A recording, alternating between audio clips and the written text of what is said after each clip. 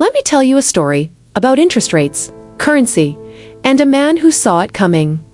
Warren Buffett. What happens when Japan raises interest rates? Every time Japan raises interest rates, a big stock crash follows. Let's look at history. In 2000, Japan raised interest rates. Then came the US internet bubble crash. In 2007, Japan raised interest again. In 2008, we got the global financial crisis. After that, Japan never raised interest rates again, until March 2024. For over 15 years, Japan kept interest rates at zero or negative. Japan kept printing money. This made the yen weak, but that was good for exports and tourism. Even though the Japanese government owes a lot of money to the Bank of Japan, it doesn't matter much. Because it's like the left hand owes the right hand. The Japanese government doesn't really need to pay it back. So Japan kept the printing machine running. Print, print, print. The yen became cheaper and cheaper. But in March 2024, Japan finally raised interest rates again. And guess what? Every time they do this, the stock market crashes. Why do investors avoid Japan? For years, many investors don't like buying Japanese assets or stocks. Why? Even if the stock price goes up, the yen keeps getting weaker. So they lose money on the exchange rate. It's like, win in stocks, lose in currency, still end up with less money. But Warren Buffett was different. In 2020, he started buying Japanese assets. People ask, how did Buffett know Japan would raise interest rates later? How did he know the yen would go up? It's like he has a crystal ball. Japan and America have a special relationship. Japan is like a special brother to America. Now, Japan is raising interest rates, so money flows back to Japan. The yen rises. Looking back, what really caused the 2008 crisis? In 2008, people blamed Lehman Brothers for the crash. But let's go back a little. Before 2007, Japan's interest rate was almost zero for a long time. So anyone could borrow money from Japan without paying much interest. So what did people do? They borrowed tons of money from Japan and used it to buy risky stuff like US subprime mortgages, emerging market assets, and stocks and real estate. Before 2007, the whole world was filled with cheap Japanese money. Then, Japan raised interest in 2007. When Japan raised interest just a little bit, everything started to break. People had to pay back their loans in Japanese yen. Many used leverage, borrowed even more, so they were forced to sell their assets. The borrowers sold stocks, bonds, and houses to get yen and pay back their debts. When the borrowers are all selling assets together, the price of assets suddenly dropped.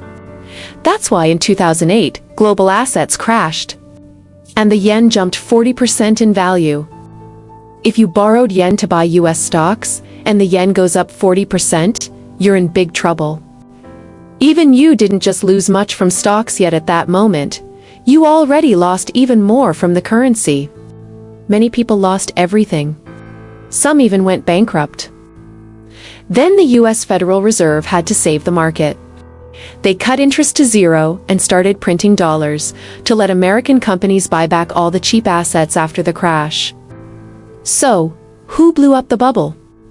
Special brother, Japan's 0% interest rate helped blow the bubble.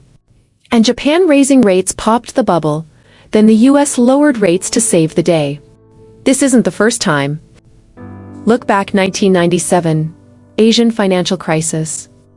In 1997, Thailand borrowed 55% of its debt from Japan at low interest. Then the interest rates rose. Japan asked Thailand to pay back $190 billion in loans. So what did people do? They sold Thai currency to pay back Japan. Thai baht collapsed. Thailand's economy crashed. This is the power of interest rates. What happened after 2022? Since 2022, the US kept raising rates to fight inflation. Most countries followed. But Japan stayed at negative interest. the only one in the world. So people borrowed from Japan again, using cheap yen. They bought US tech stocks, US bond, some US companies buy back their own stock, and real estate. Another bubble started building. Somehow, Buffett knew. He bought stock in 5 of Japan's biggest trading companies: Itochu, Mitsubishi, Marubeni, Mitsui, Sumitomo. These companies pay good dividends, are well run, and had low stock prices. Buffett liked them. But he didn't just use his US dollars. In 2023, Buffett did something clever. He sold yen bonds. This means he borrowed money from people in Japan. He raised $628 million by selling these bonds in Japan, in yen, not dollars. Why? Because Japan's interest rate was super low, only 0.5%. So he borrowed at almost no cost and used that money to buy Japanese stocks that pay 5% or more in dividends. Let's do the math. Pay 0.5% on the bond. Earn 5% from the stocks, and Buffett keeps the difference. This is called the carry trade. Since 2022, the US Federal Reserve has been raising interest rates. This is to fight inflation. But at the same time, Japan kept interest rates very low, even negative. So most of the gamblers and investors borrowed from Japan and invested in stocks and bonds of different countries. They also made profit from the interest difference. But now in 2024, Japan is raising rates too. When Japan raises rates, investors must pay back yen loans. They sell their US investments, yen becomes stronger, and stocks crash globally. It doesn't matter who the US president is. Trump, Biden, or anyone else, they can't stop it. He started investing in Japan in 2020. The global stocks are meant to crash no matter who the president is. People say Buffett has a crystal ball. Why did he start investing in Japan in 2020? Why did he sell yen bonds before interest rates went up? Why did he pick companies that give strong dividends in yen, which is now rising in value? It's like he knew. His company Berkshire Hathaway invested $13.8 billion in Japan, now worth over $23.5 billion, a 70% gain. He started investing in Japan in 2020, way before others. Even though most investors avoided Japanese assets at that moment, Buffett bought them, quietly.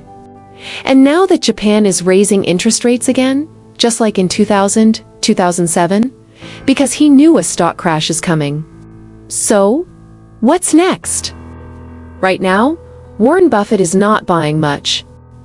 Instead, he's sitting on a mountain of cash, a massive $348 billion US dollars.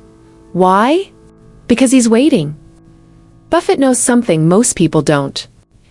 He believes that in the next 3 to 5 years, the world will go through hard times, a big market crash or recession. When everything crashes and the good stuff becomes cheap, he's preparing for a giant shopping spree, but only after the financial tsunami. But what about us? But here's the hard truth.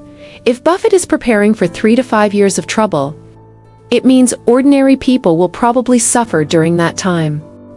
Cost of living stay high, housing and rent may be hard to afford, jobs and savings might get hit, and the stock market may not recover for years, not until 2027 to 2030. That's why Buffett's not rushing. He's patient.